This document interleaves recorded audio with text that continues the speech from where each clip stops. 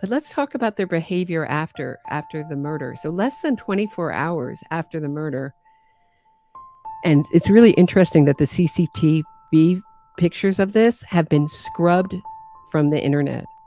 So thanks, Gregori Marat, for that. Can't find them, but they used to exist. I remember them because I've been following the case that long. She was holding up the underwear saying, I can't wait to go back home and have sex that night. Now, you can say, oh, she's young. That's just a young person who's in love with her boyfriend. But you can't say that that's normal behavior for a young woman who's just had her friend who she had no problems with murdered. And she saw her dead body, had her throat slit. She's not worried. So that's Roberta declaring what is and isn't normal in the wake of this incredibly unique situation.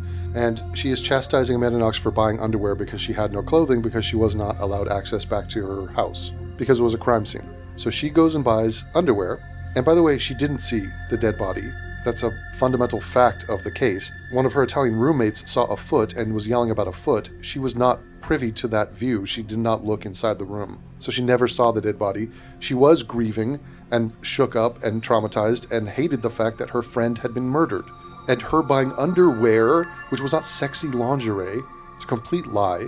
And this sex-shaming bullshit is so fucking cringe, it's unbelievable. So everything she does is evidence of her guilt. Are you not seeing that this is just quicksand and it means nothing?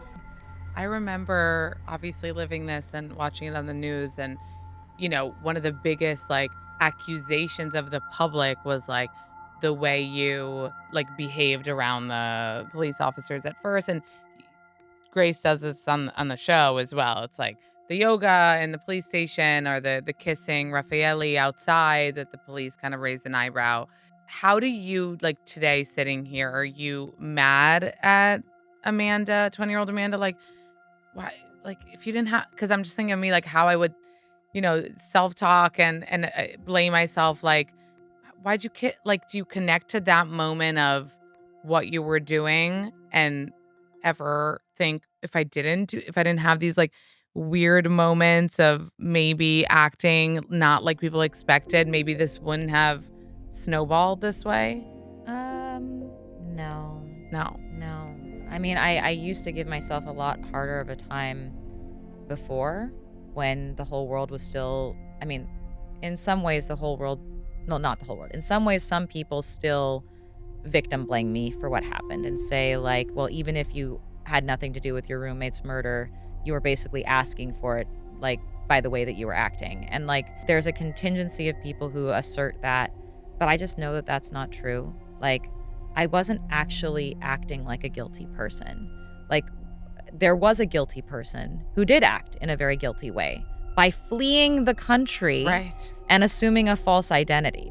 That, by throwing away his, all his clothes and all the evidence of having committed this crime.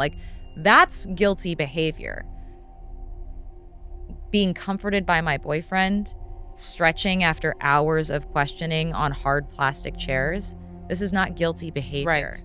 I feel like instead, what I've really come to recognize is that, and this is something we try to really show in the show, is it's you see what you want to see. And you can, especially in a world that loves finding fault in women, if you just look at any of our behavior, you're going to find something you don't like. You're going to find something that when you look through the filter of your fault-finding filter, you're going to say, oh, I would not have done that. Or, oh, this, I'm going to impose some oh, she's kissing her boyfriend because she doesn't care about her roommate. It's no. Maybe she's in shock and she does very much care, and her boyfriend is responding to the fact that she's looking like a deer in headlights and is trying to bring her back and comfort her.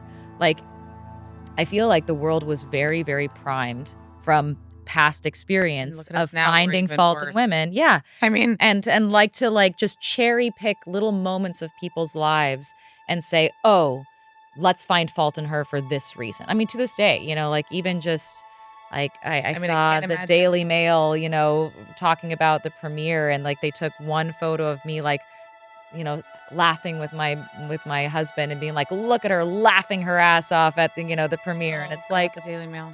You know? So it's just like I'm so like used to people trying to find fault in me, Yeah. and I'm just not buying it anymore. I'm just not. I'm like so not Like, you've convinced reached by a how level of obviously bullshit it is that Yeah. it's just